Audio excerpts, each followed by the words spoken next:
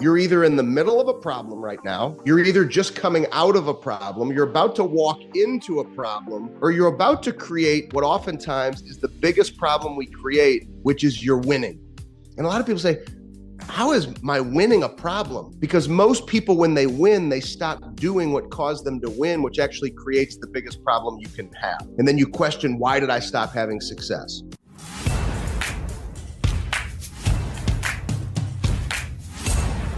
Welcome to another episode of Negotiate Your Best Life.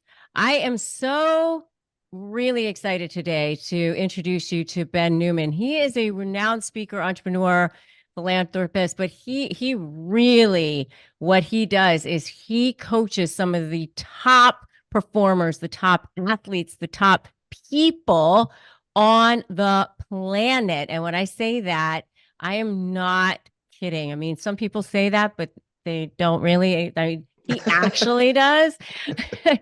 He actually does. And I am really, really excited to dive in with him today because he really motivates and really knows his stuff about how to get the best out of people, the really get you to the top performance of yourself. And you will want to listen to this all the way to the end. If you're feeling like you don't know where to start, you don't know, you're feeling like you want to give up, you're feeling like you just you don't know how to begin as far as feeling motivated, this is the episode for you. So hang on to the edge of your seat, get your pen and paper out, and get ready to really have real nuggets on what to do to get off your butt and really get somewhere in your life so that you know by the end of this episode, you're going to know what to do to be inspired, be motivated, and actually have a plan for your life. I'm so excited to welcome you, Ben Newman. Rebecca, thank you so much. Thank you for that amazing introduction. And we have so many mutual friends. So I had so much excitement, enthusiasm to spend time with you and all your listeners. And so I'm ready to go. Thank you. And I am really, really excited to talk to you because it's not like you had some kind of cushy life where you could go, I had a nice life. It was really easy for me. And I'm going to tell you how to win at your everyday life. But you know what? It was really easy for me. So I can give you advice, but I don't really know what it was like. Right? I mean, you did not have an easy life. No, a lot of my mentors and coaches, and I definitely want to preface this because I am so far from being finished learning and identifying what my best is. I still have two coaches. I'm reading books every single day. And many of my mentors call me what people refer to as an old soul. I had to grow up so fast and face so much challenge and adversity that it almost elevated me beyond my actual number of years on this planet and, had me in enough therapist chairs that you could probably call me doctors. So it's a blessing that I have the opportunity to help others, but I'm still trying to become my very best myself, Rebecca. Yeah. So, okay. Your parents, they divorced when you were how old? 6 months old. 6 months old. And then your mother, she dies when you were how old? 11 days before my 8th birthday from a rare muscle disease that many people don't know much about. It's called amyloidosis. And she was diagnosed in 1983. 1986, 11 days before my 8th birthday, she passed. And fast forward all the way to today, our family is still raising money to fight to find the long-term cure. You can chemotherapy now allows people to live with amyloidosis, but there's still no cure for the disease all these years later. So, my mother was given 2 to 4 years to live, told she was only the second woman under 40 years old that had ever seen or heard of having the disease. But Rebecca, she had this passion for life that she instilled in me. And, she'd come to the dinner table every single day with an IV stand when we had 24-hour nursing care in the house to ask me how my day was at school. She taught me what it means to embrace every day, to put one foot in front of the other when you don't feel like doing it, and to make it more about somebody else and to serve than to make it about yourself. My mother was an amazing woman, and I still fight to keep her story going every day.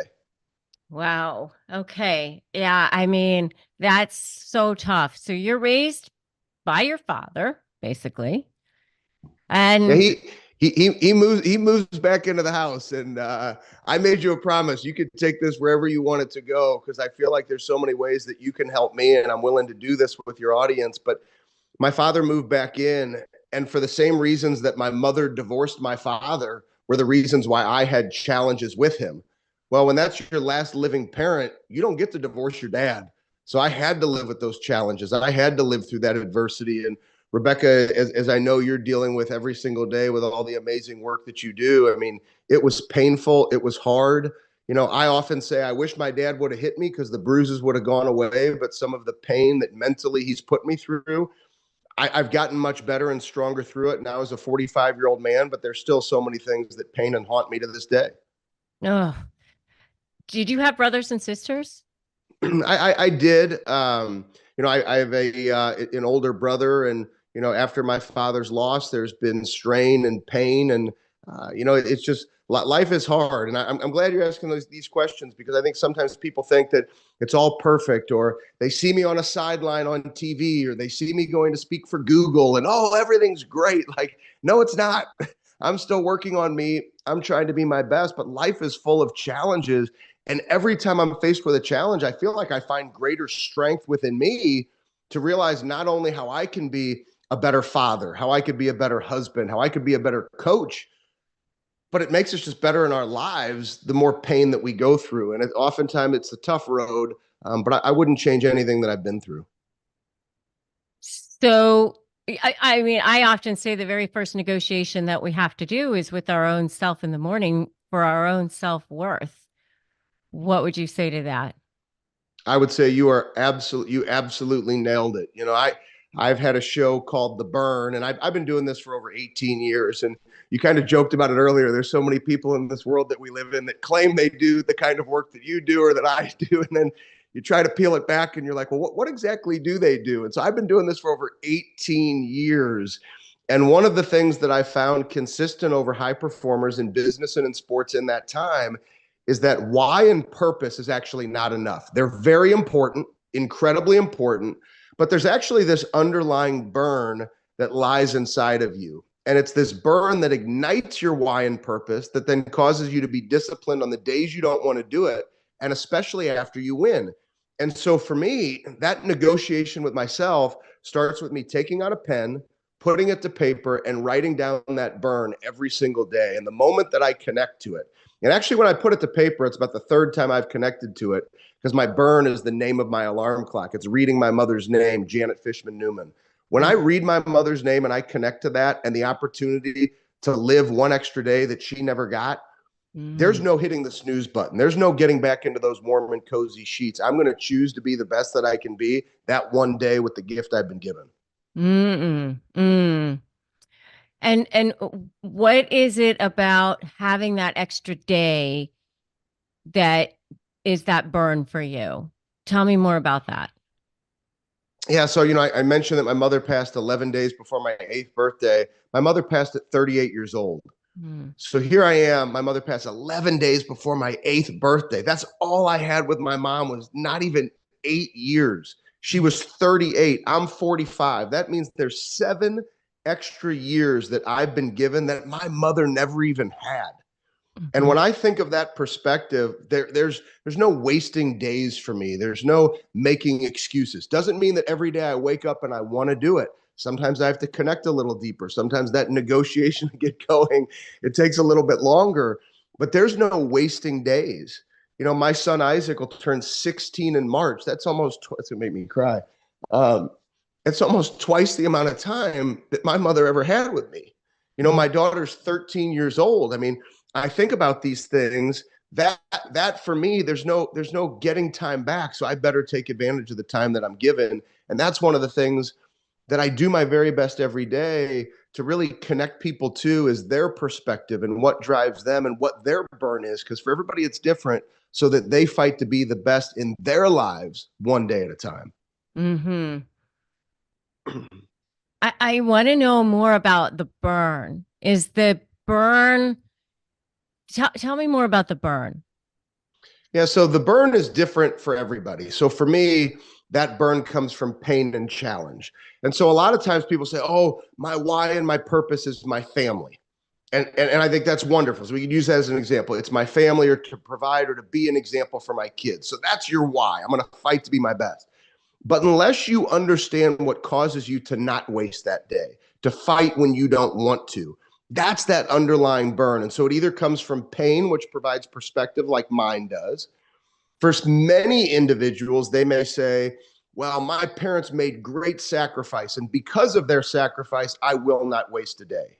Or maybe there's little eyes that are watching you in your home every day, and you're making sacrifice for them. And when you think about being that example for them, that is that extra for you.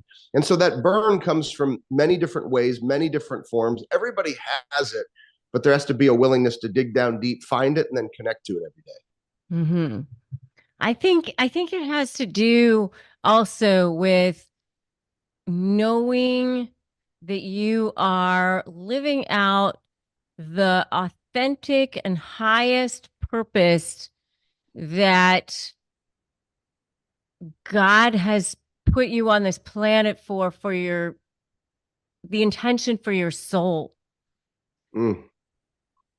That's what I believe, that you are carrying out that highest, truest intention God has for you, for your soul. And I believe that wholeheartedly and deep into my soul. One of our mutual friends, the Gordons, Catherine and John Gordon, just amazing human beings. John Gordon led me to Christ in 2008. And one of the daily verses that I read every single day since he led me to Christ, literally in February of 2008, I was born Jewish, got bar mitzvahed. So you hang with me. I'm duly protected. Same with John. You'll be okay. Exactly. Same with John. But I read James 1:12. Blessed is the man who perseveres under trial, for when he has stood the test, he will receive the crown of life that God has promised to those who love him. So for me, this world of challenge and pain, or for your listeners, those going through challenge and pain right now, you don't become weak and succumb to it. Step into it, lean into it. God's going to provide you the strength, and you will be rewarded if you stay committed. Mm-hmm. Yes, I think so too.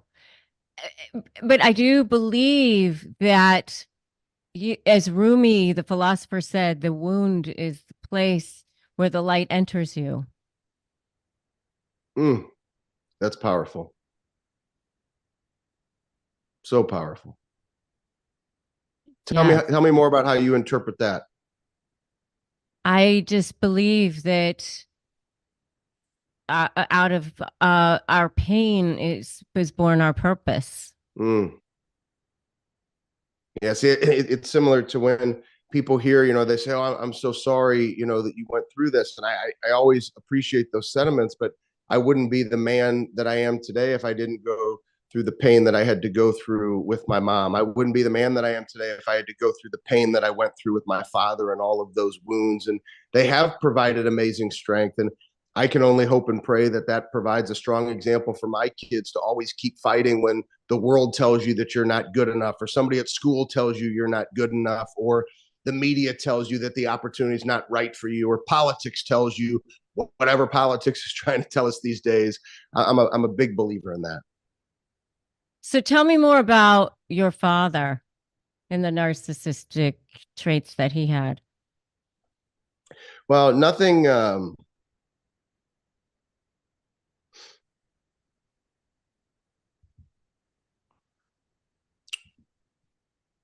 My greatest joy as a father, me as a father, would be for my children to have all the success, whatever success looks like to them, and be happy and be loved and be amazing parents and amazing human beings and just be wildly successful.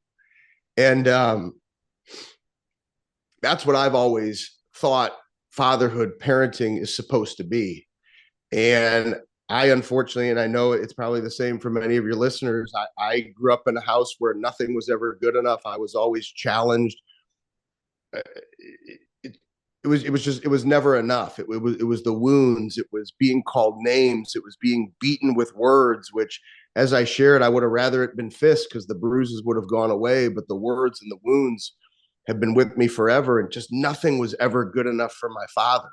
It was, hey, is that a new watch that you have? Or are those new glasses? Why is your house fully furnished? I'm like, what the hell are you talking about? Like, isn't your house supposed to be fully furnished? Like, wouldn't you want your child to marry an amazing woman to where they have this great life together and they can afford to fully furnish their house without asking you for money to furnish the house? Like, isn't that the goal, to raise kids that are successful and can make their own way? And that wasn't it. And one thing I'd love to hear through your experience, if you've ever found it, maybe other people listening have struggled with it. I've never understood, Rebecca, why would he not want me to have a furnished house? I always believed like that his greatest day would have been the phone call I would have made to say, Dad, we bought this house and I'm out of money. I need a kitchen table. Will you help me? I need plates and forks. Like, will you help me? And I've never understood that, Rebecca, why he wanted that control, why he wanted that power, why he wanted that command over my life. Because narcissists experience a form of brain damage that is trauma during their childhood. And it's this is something that I learned during my research when I was writing my book, that I always tell people when I'm speaking now that when I come to this part of my talk, you need to hang on to your hat, because this is absolutely going to blow your mind and change your life when you learn this, because it did mine. Mm. And that is that when we as humans deal with, and I'm assuming that he probably had a traumatic childhood as well, because that's what happens to us in childhood or as humans. When we experience stress, our bodies go into a stress response called fight or flight. And what happens is that our bodies then emit neurotransmitters called adrenaline, cortisol, that sort of thing, among others. But it's the adrenaline and cortisol that causes damage to the limbic system part of the brain. And the limbic system part of the brain is responsible for emotions. And when that happens continuously in childhood, there can actually be a lag in development between the prefrontal cortex part of the brain, which is responsible for thinking and judgment, and the emotional center part of the brain, which is the limbic system part of the brain, which then experiences arrested development. And so what happens with narcissists is then as they grow up and they become adults, while they can function normally and even pretty well and become charming and responsible and all of that as adults in all of the rest of their lives, there is this lag in development. They're really actually 5-year-olds or 8-year-olds or whatever it is emotionally. And they also have a part of their brain that causes them to have something called splitting, which means that they have these hair triggers. So if something causes them to feel triggered in some way, that they will immediately go into this rage. They immediately go into, from black to white. You're either for them or against them. You're either my friend or my enemy. And when that happens, that limbic system takes over, and they are no longer, that thinking part of the brain is no longer in control. It's the limbic system that's now back in control. It's like a 2-year-old having a tantrum. It's like, now this part is in control. And it's they don't even realize what's going on, and it can cause narcissistic rage, or it can cause, or they can just be angry, or they can just be whatever, or they can just be jealous, they can just be, but that part isn't now in control. And it causes narcissistic blindness. It can cause whatever, but that part is now in control. And when that happens, they actually don't even necessarily remember what they did or said during that period of time. And they will take themselves down to take you down. That's the part that's really scary. And you cannot be communicating with them in a reasonable way during that period of time. I mean, you certainly can't negotiate with them during that period of time. I mean, where you can't litigate with them reasonably, normally. You can't, that's the difficulty. And that's the thing that 99% of the population does not understand. And because we all walk around assuming that people are reasonable, we make the assumption that people are reasonable, but it's literally a damaged part of their brain. It's like cortisol got in there and damaged that part of their brain. And so when that trigger happens, it could be an eye roll, it could be a perceived body language, it could be a perceived tone of voice, anything that triggers that.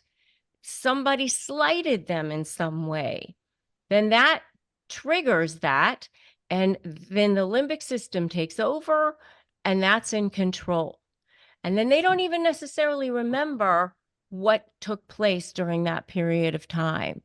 You literally just you described my childhood. Yes, and so that's why you cannot take it personally. You cannot take it personally. And so what I help people with is, first of all, that part of it. Second of all, how to communicate with them, how to deal with them, how to negotiate with them. Literally scripts. I give people email templates, everything that they need. There's a reason I have 50 million views on my YouTube channel in the last 4 years. There's a reason that I've sold thousands and thousands of my programs. It works. What I teach works.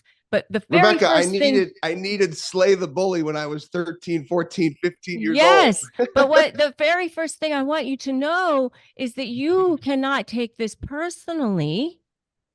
And it's literally like, you got to think of it as like autism, or you got to think of it as like diabetes or whatever it is. But you cannot take this personally. You know, I know you're saying those words to me. If I can do something for your listeners, because I know your listeners, and the reason why you have over 50 million views and you've sold so many books and you're helping people every single day with the amazing work that you're doing. I know you're saying those words to me. My father's gone. I want to just take a moment for your listeners and say, I hope you're listening to those words for you. You see, because I really didn't slay the bully until the day before my father died. Rebecca, I fed my father breakfast when he was on his deathbed on a Friday morning. I flew out to go to meet the Kansas State Wildcats, where I've been the performance coach with their head coach for the last 9. I've been with that head coach for 9 years. And I fly to be with the team, and it was the first quarter of the game the next day. I didn't realize it was going to be that fast. My dad ends up passing away in the first quarter. My entire life, all I ever wanted to hear was my father say, I'm proud of you. That's all I ever wanted. A year before I fed him that breakfast, I went into the hospital room with him, cleared my mind, told him everything I needed to say. And I said, Dad, all I've ever wanted to do is make you proud. And Rebecca, I thought it was going to be this big moment where he was going to look at me and say, I am proud of you, Ben. And Rebecca, he said nothing. So I literally, I walk out, and I remember I called my wife, I call Amy, and I'm just like, what is wrong with him? Like, here was this, like, we're saying all the final things that need to be said. He makes it another year. Well, that day when I fed him breakfast, he looked at me in between bites of oatmeal and a sip of coffee, And he said, Ben, I'm very proud of you. And I walked out of the hospital room that day, Rebecca, and it was the strangest feeling. I'd waited to hear it all those years. And I walked out and I called Amy again. And this time I told her I actually didn't need to hear it. And I gave my dad my power for so long. And I'm now taking the advice you gave me that I wish I had a long time ago. And I want your listeners, who I know they listen to you and I hear, but for somebody who just hasn't taken the advice you just gave, please listen, because I wish I would have slayed that bully 10 years earlier. I wish I would have slayed that bully in my father 20 years earlier. I wish I would have slayed him 30 years earlier. I wish I would have known that. And I didn't have the strength, Rebecca. And I'm fine. A big, strong guy that looks like he could play in the NFL. I keep in shape in order to work with the guys that I work with. But I'm a broken soul too. There's things that I work on. And I'm here to tell you, I didn't have the strength. I didn't have the power. I gave him my power. And I don't want that to happen to any of you. So that's a double message. I passed Rebecca's message to me on to you. And I hope many of you listen to it, because I think it needs to be heard.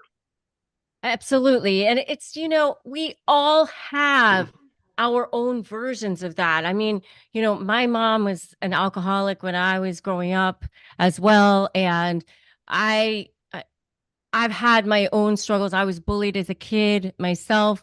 And we've all had our own struggles. We've all had them. Nobody gets out of this life with a free pass. We just don't. Nobody does. That's part of life. And, I remember hearing Wayne Dyer talking about his speeches, and he just decided he wasn't going to hustle for his worthiness anymore. He said, what am I going to do? Chase every person home after he did a speech and try to convince them that he did a good job. If they didn't like it, I mean, what are you going to do? You're not going to do that. You got to do it for yourself. And it's really hard to do that sometimes, right? But I always joke that I can never leave my thoughts unsupervised, right? Because I gotta, the input has to be good all the time. You've got to have that discipline to do it. And that's one of the things that you talk about a lot, is having that discipline, showing up, having that mental training. And that is what is so, so important. And I have it too. I mean, making sure that you decide. I mean, I talk about the power of a decision, and the word decide, the root of the word decide is side, to kill, to cut off. There cannot be any other choice. You can't say, well, maybe I'll try.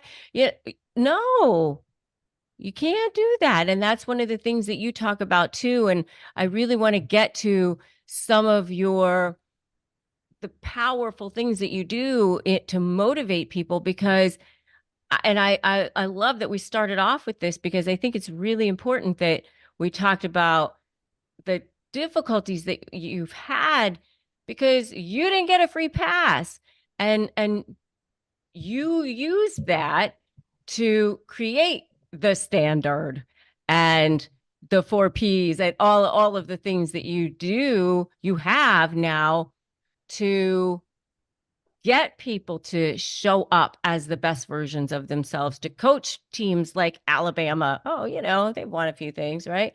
I mean, right? I mean, it's interesting that you say this, because I have the opportunity to meet so many amazing individuals like yourself who have taken on this work and help people understand.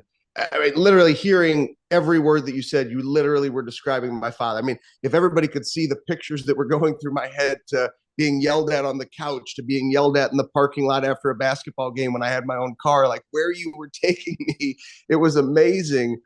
But here's one thing I've always said, and I know I say, gosh, I wish I would have had the book 30 years ago, 20 years ago, to could have slayed the bully.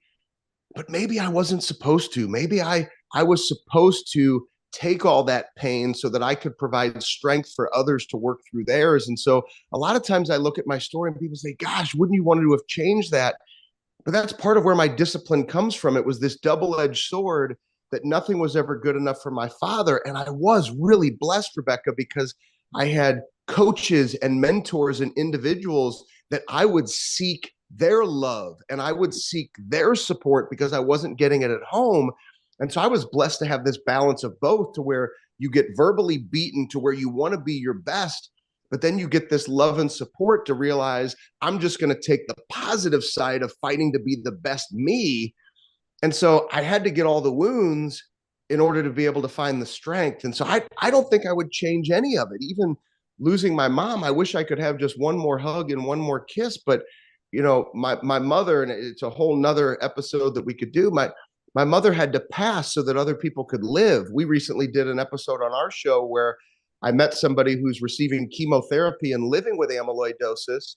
And in 2008, when I spoke at the Boston Medical Center, my mother's old doctor said her case of amyloidosis was one of the ones they studied to find out that chemotherapy allows people to live. So my mother had to die so that people could live. And so I think sometimes people want the pain to go away, but that's why a lot of times I say you have to lean into that pain. You have to allow that pain to create your standards, to create your best life, to create your disciplines, because the reality is you can't change it. I can't go back and change any of it. It is what it is. I might as well show up and be my best one day at a time. Absolutely. And as I said, your pain is what turned into your purpose. And if had you not gone through that, you wouldn't be changing lives. You wouldn't be making the impact that you are. Well, I appreciate your words and you saying that. Yeah. So I know we don't have a whole lot of time left, but I really want to get to some of the things that you use to motivate people, some of the powerful tools that you use to teach people. So if we could, let's talk about some of the tools that you teach. Just if we could walk through some of the training, some of the tools that you use. So I'm going to do something that I have never done before. And so this is going to be a moment. And a lot of times I'd say, all right, let's cut, let's take this out. I want to do something fun if you're down with it. Okay. I'm down. So in a football game, so I want everybody to listen to this. So those of you that like football or don't like, if you like football, you know what an audible is. The quarterback comes up, he sees the defense, and the defense, they know the play he's going to run. So he calls an audible. It's a different play. Okay. So people who love football, they know an audible. People who don't, you just learn what an audible is. When the quarterback calls up and starts yelling all this stuff. Rebecca and I had planned on doing what we call a podcast swap, to where she was going to interview me. I was going to interview her. Rebecca, if you're open to it, I think this episode right here, I'm just going to film a special intro and we're going to intro you, because I think you've already highlighted so many, like taking me with my father. I want to give your audience more. I don't think we can recreate what we've already done. So I think it'd be fun to call this audible and say, hey, we're turning this into a dual episode. So for those of you listening to Rebecca's show, we're going to keep it going. And those of you that are listening to The Burn, now you just figured out this has been a special dual episode for Rebecca and I. So if you're cool, then I think we just keep rolling and give people more of ways that we can help each other, because you keep highlighting so many things. Hopefully I've already sold hundreds more copies of Slay the Bully by saying I needed the book. I think we keep going. What do you think? I think that's a great idea, because I'm trying to figure out how do we cut this. And I think that is a great idea. I think that's a fantastic idea. Yes, I love it. Our editing teams are going to be like, okay, that was pretty cool. We've never seen that done before. So for the first time in podcast history, forget the swap. We're turning this into a double episode. I think that makes perfect sense. And, I grew up going to Redskins games myself. So, I love football. Well, there's a Redskins jersey. Will Compton was the first NFL player I ever worked with. And so I went to Redskins camps 5 years in a row. First NFL player ever. So now, now they're Commanders, not the Redskins. I know. I can't deal with that myself personally. We used to in elementary school, used to go, oh, we think Joe Theismann's cute. I don't even remember Joe Theismann, but. Absolutely. Well, let's keep rolling. Yeah. Okay. Yeah. I think that, so if you could just give us some pointers on the standard, and because I think that it's really easy to remember and it's easy to apply. Some of your tips from Yeah. So I think one of the things and I think the beauty of your work, as long as you've been doing it, the success that you've had, where you've been featured on Forbes and Ed Milet's show and Dr. Drew, I mean, you're at like the highest level of expert. And so I think it's just amazing the work that you've done. And so when you have that voice to speak with, there's just a different listening because it comes with substance that actually change somebody's life. And I've been blessed. I feel like you probably feel the same way, whether it be in a courtroom or, whether it be through now your research, that you're just exposed to so many ways to learn. And I just feel blessed that I keep having these amazing relationships with people who make me better, but it gives you this amazing research. And so I look back after writing a handful of books and I said, I think I need to write a book about the standard because, you turn on an interview after somebody wins a championship, the standard, but like nobody broke down, like, what does that mean? And so I wrote the book, The Standard, to help people break down and understand the importance of having standards in your life. So it's not just something that you say, I have standards. It's a manner in which you live your life. You scrutinize your behaviors. You reverse engineer your past success and say, what made me successful? And then my standards are the things that I can replicate, repeat, and drive discipline to not only continue to have that success again, but to have continual peak performance and drive even higher levels of success because you don't get seduced by success when you have it. So we broke down what the standard is and what the standard isn't in the book. And on page 24 in the book, one principle that people have loved, and you mentioned it, is what I call the 4 P's of the standard. And the 4 P's of the standard are as follows. It's the problem, the planning, the performance, and the payoff. So I'm a big believer. I'm one of those coaches who I cut it to you straight. The pain and challenge I've been through, I don't want to sugarcoat it, act like we're going to ride around on unicorns and slide down rainbows after our time together today. Like, it's real life. You're either in the middle of a problem right now, you're either just coming out of a problem, you're about to walk into a problem, or you're about to create what oftentimes is the biggest problem we create, which is you're winning. And a lot of people say, how is my winning a problem? Because most people, when they win, they stop doing what caused them to win, which actually creates the biggest problem you can have.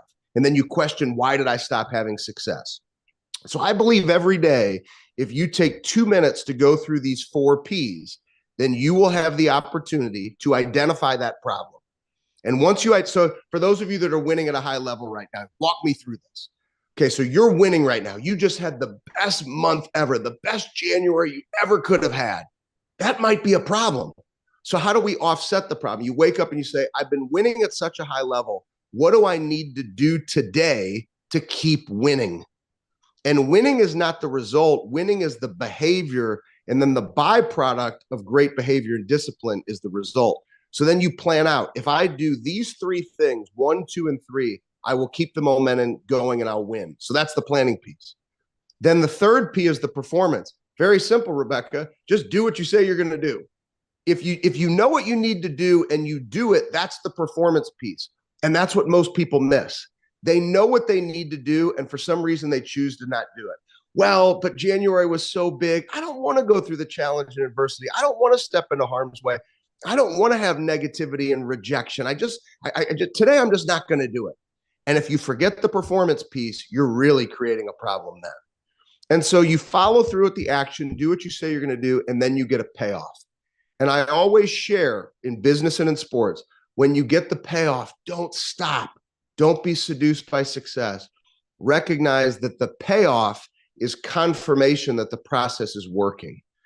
The payoff is confirmations that your standards are causing you to show up and win in your life. So why wouldn't you want to win more? So it's simple. Every day, just keep this cycle going and wake up and connect to those 4 P's, the problem, the planning, the performance, and the payoff, and it'll drive continued success and winning.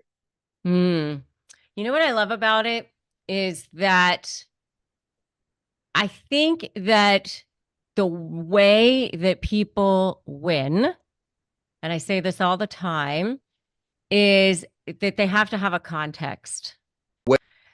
And most people, I think 90%, and I'm just throwing a statistic out there, they don't have a context. They don't have a future context from which they operate.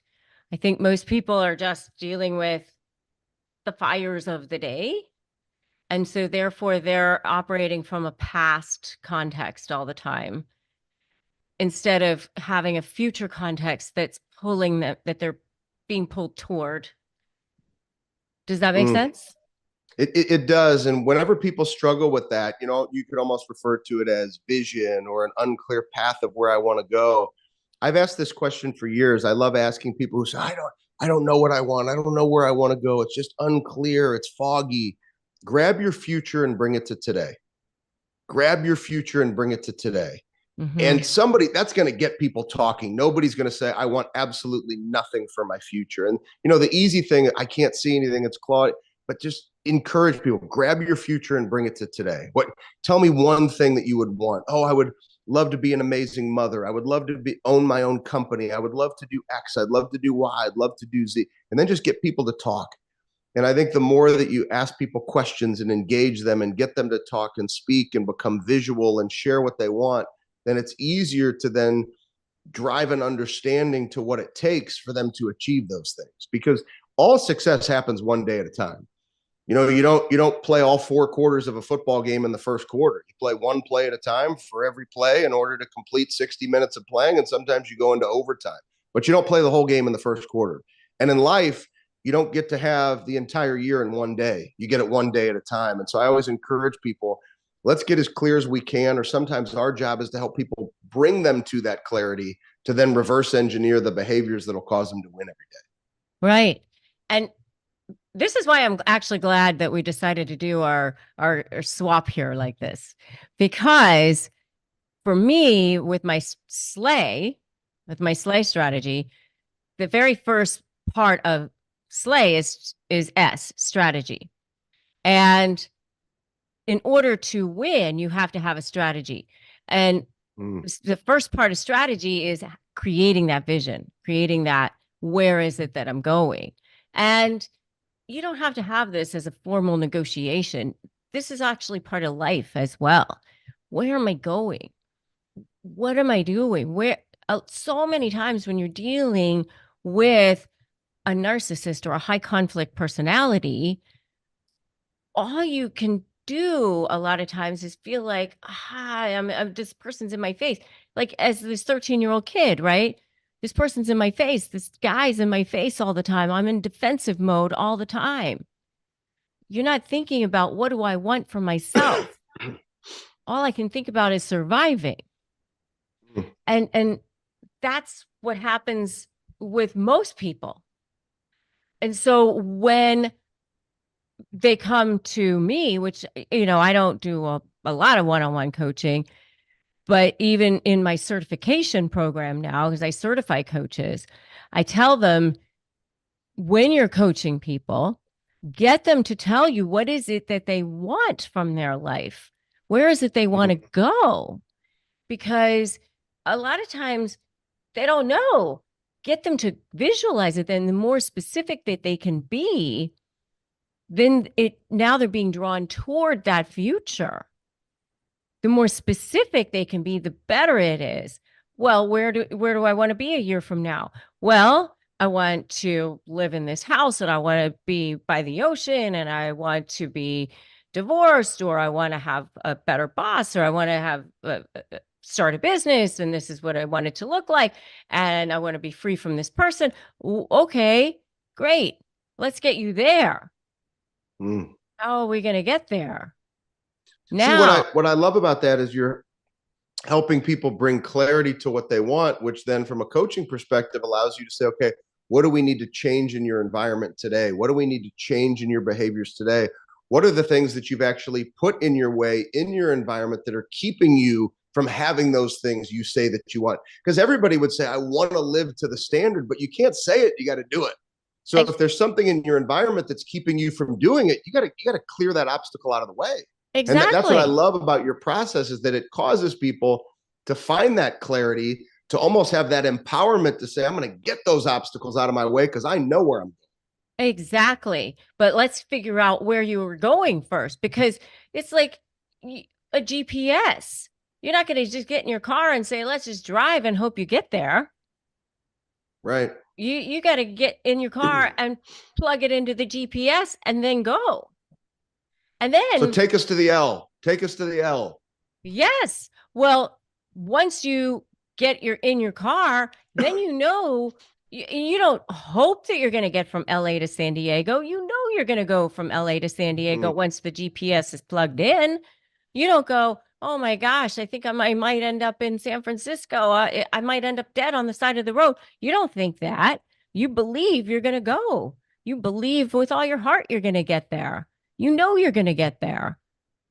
I mean, you pack your suitcase, you start imagining yourself there, you start planning your activities. Once you're going to get there, you meet up, you know you're going to meet up with friends, you start thinking about what you're going to wear. That's where your mind starts going. And that's how you start manifesting that, right? And then you got to start taking the steps. You got to start executing. Execution is key. If you don't start actually doing, then you're not going to get there, right? So making actual plans, steps, then doing. Then the next thing is leverage, creating that leverage. So the leverage is always going to be, when you're dealing with a narcissist, looking at narcissistic supply. All narcissists are driven by narcissistic supply. What is it that feeds their ego? So all narcissists feel totally and completely empty inside. They are completely shame-based individuals. They feel the most pain, the most shame of all people. They're completely fear-based individuals, and they are the most scarcity-based individuals. So all of their feeling of value has to come from what we call narcissistic supply, but there's two forms of narcissistic supply. It's either image-based, which is going to be anything with related to image. So it could be big houses, money, cars, good job, the new girlfriend, whatever is related to image. And it could be ill-gotten or not. They don't really care, but it has to do with image. And then the second form of narcissistic supply, so diamond level supply, they will protect and defend this at any cost, even at the cost of their children. They don't care. The second thing is the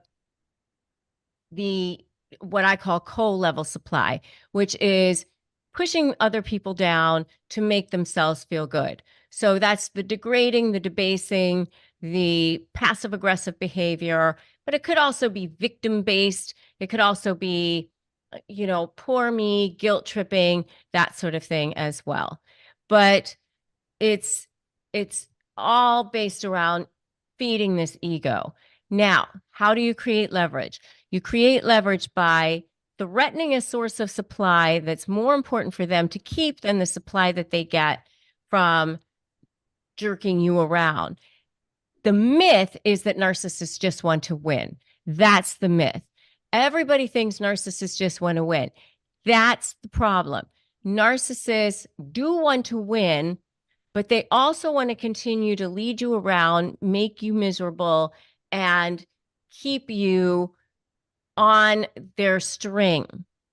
And that's why they continuously move goalposts in negotiations. And that's which is what I felt with my dad. No matter what I would do, it was always, nothing was ever good enough. And it was just this constant, I would walk in to be with him and it was like he knew he could control me. He knew that he had the power. He knew what to say. It was the highest level of manipulation when I look back on it that I ever could have experienced. And it's a sadistic, now I look and I say, God, like, how did I give him that power? They have a sadistic streak, right? Because they literally get off on making you squirm, seeing you sweat. They enjoy that. they get a high on that. And so the trick in building leverage is threatening a source of supply that potentially exposes that image. And so if you're negotiating with them, like because you have to in some way, whether it's a divorce, a business partnership, maybe it's a boss or whatever it is, then you have to look at how can you threaten that source of supply, whether it's coming up with summaries of lies and inconsistent statements, or maybe it's threatening to depose a potential witness or whatever it is, something that's going to have them go, oh my gosh, I don't want that to happen. So therefore, I'm going to need to let go of the source of supply, which is manipulating you, so that I have to protect me, this image. And then that's the leverage. That's how, and then you have to cut that off and then not, deal with them again. Now, if it's a family member, obviously that's a whole different conversation. There may have to be some kind of very specific types of boundaries that you are going to control and define going forward. That's a different story. That's leverage. And A is anticipate. Anticipate what they're going to do, be 2 steps ahead of them. Each type of narcissist, covert, passive aggressive, they're one type. Grandiose, a different type. Malignant, different type. They all act differently in negotiations. You have to be ahead of that. If you know what type you're dealing with, you can anticipate that. You can be prepared for that. For example, the grandiose narcissist, more likely to file false pleadings, more likely to ignore court orders. The covert passive aggressive narcissist, more likely to line up flying monkeys and act like they are caring about people. That's how they smear people. So they might smear in terms of care. For example, they might say, oh, I am just so worried about Susie and her job performance lately. I'm just, she's just falling down on the job a lot. And I, I just, I'm don't only mentioning this because I'm just worried about her. She hasn't been up to her usual standards. She's been making a lot of mistakes at work. She might say something like that to other people, and she probably hasn't made any mistakes. Or she might say something like, oh, I'm worried about Johnny and his drinking. I'm just concerned about him around the children, and probably no trouble with drinking whatsoever. But they say it like in terms of care, like they're such a good person. And that's how they smear people, that sort of thing. They're just more passive aggressive. They show up like they're such good people. That's a covert. Then anticipate that they're going to try to bait you. They're going to try to trigger you. They're going to try to, go for exactly the types of things that they know are important to you. If they know. So let me get, because this like plays right into this. So imagine me 15 years old. I'm sitting on the couch, and this is the baiting that you're talking about. So for somebody who's dealing with this might be helpful for you to walk through what I maybe should have done, or maybe I handled it the right way. But it got to the point where he would try to bait me. I would engage. And then I realized after a while, like I was giving him what he wanted. So then it got to the point where when I was about 15 years old, he would come home from a day at work. I'm upstairs doing my homework or whatever I'm doing, and he'd scream and yell, "Get down here!" And I'm like, "Oh gosh, here we go again." And I would just sit on the couch, and he would scream and yell. I mean, just bury me with just this negative, awful, horrible, painful, just screaming, and I would just sit there like this. And it got to the point I would say nothing, and then he would say, "What is that look on your face? Why are you smirking at me?" And it was like, it was almost like he was trying to get it out of me. And I would just sit.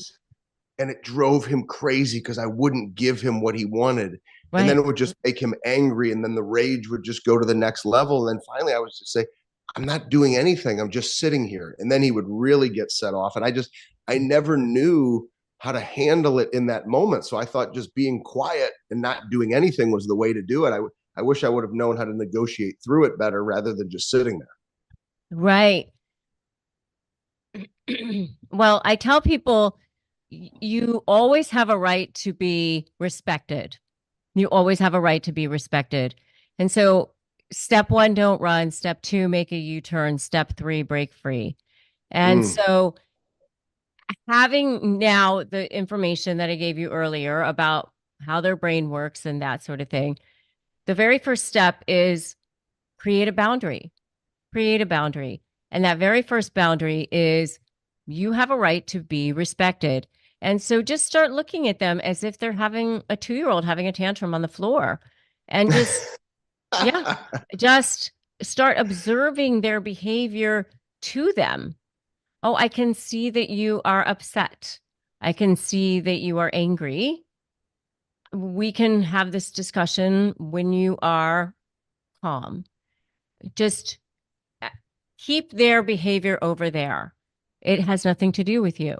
I tell people to put an invisible Teflon, invisible boundary down around them, and just start to observe their behavior to them because it has nothing to do with you. So I just say, like, be like Superman with the bullets off of you, or Wonder Woman with the bullets off of your wrist, and just start observing, don't absorb. Observe, Mm. don't absorb. Just, we can have this discussion later. I can see that you are angry. I can see that you are upset. Or sometimes I say you can react with curiosity instead of anger. Oh, that's interesting. Why would you say that? Oh, that's interesting. Why would you think that? You just observe, don't absorb, or react with curiosity instead of anger. The other thing I often say is never jade, which I always say I love jade because I'm half Chinese, so I love jade, but I say never jade. Never justify, argue, defend, or explain. Just, Mm. I always say, like, pretend like you're reporting the news, just the facts. So just the facts.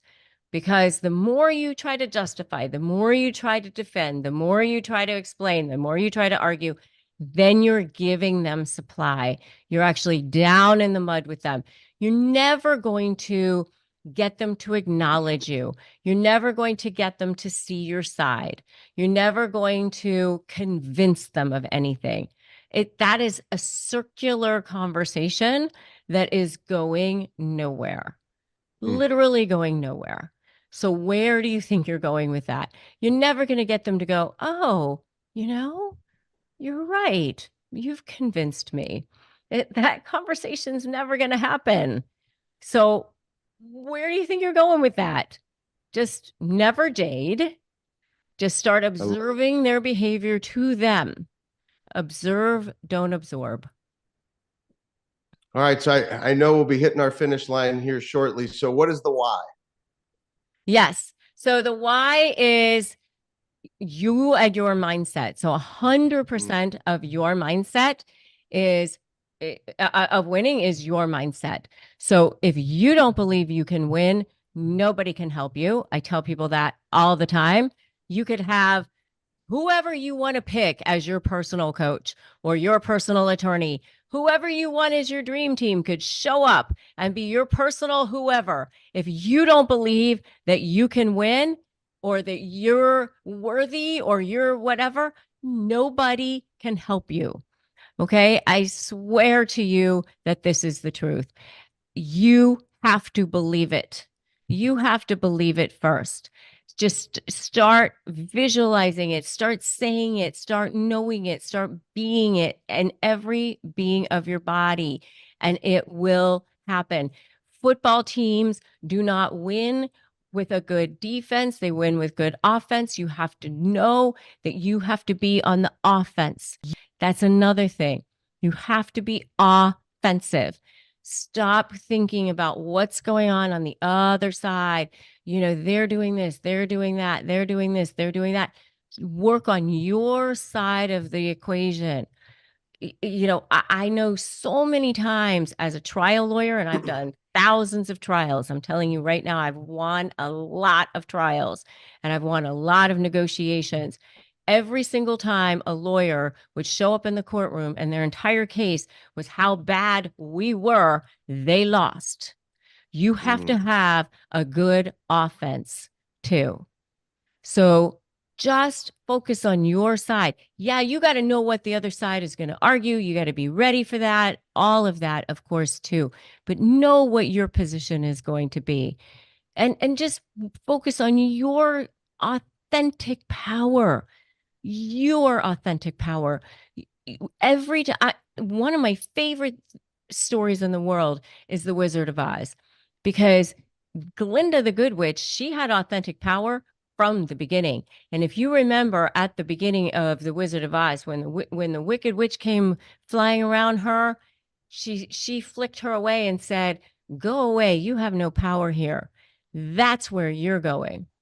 Go away, you have no power here. Because that's where you stand if you have authentic, true power. No, the narcissist will be like a gnat flying around with you because you'll stand in your true power, just like we talked about at the beginning of this podcast. When you know who you are and you are living out God's true purpose for who you are as a soul, as a being, for God's truest and highest intention for your soul, living at your highest purpose on this planet, nobody can touch you. Nobody can touch you. This has been so special for me. I'm so glad that we called the audible in the middle. I just hope everybody listening, this goes without saying, I was so excited because of, even in some of your videos, when you guys watch, they're amazing. Like, you don't even say anything. It's just you pointing fingers to, it's amazing how you do things. And I love it. But there's this calmness, and like hearing you speak, I can like see you in the courtroom. And there's a lot of attorneys who sit behind desks and never get into an actual courtroom. And you are one of the top, you're in the top 1% of attorneys walking the face of the earth. It's amazing what you've done, which now is transformed to helping so many people, over 50 million views. Everybody, we're going to make this so easy. We've got a free giveaway for you that we're going to put in our show notes. We have all of the access to make sure you can get your copies of Slay the Bully. Rebecca, you are incredible. I look forward to the opportunity. With so many friends, we're probably going to be sharing the same stage at events, whatever it might be. I cannot wait, but I'm I'd be so honored. I'd grateful be to have so spent honored. this time.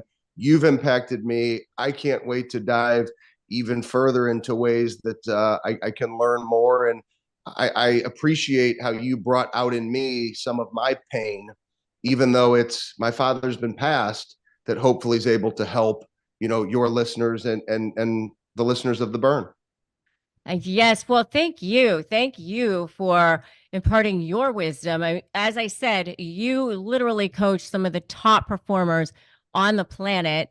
And so I know how lucky and blessed we are to have you here and coaching our listeners as well. So I'm so grateful that we did it this way as well. I know that this is going to help so many people. And I'm really, I can't wait to meet you in person because I just know what a special human being you are. So thank you, Ben Newman, for this.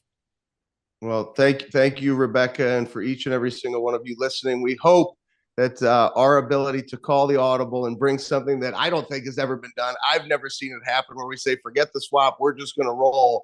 That it was an amazing experience, and you were able to learn something different for you and empowerment for you. So I appreciate every single one of you that listens to The Burn. I'm going to turn it back over to Rebecca. Thank you again for being part of our show, and I'm going to let you close it up for us. Yes. Well, thank you, Ben. This was, I think, one of the most special episodes we've ever done. And I really hope that all of you can go back and re-listen to so many of the nuggets that we shared in this, and really take some notes and really use this to help improve your life, especially now at the beginning of this year, especially what we talked about, being your future self and really applying this and really applying the I am and really be just deciding today that it can be different, that it's never too late to make a change, to make a choice and be who you want to be. It's never the end of the story. Don't ever give your power away to anybody else, ever. Right? So today is a great day to start negotiating your best life. And I will see you in the next episode.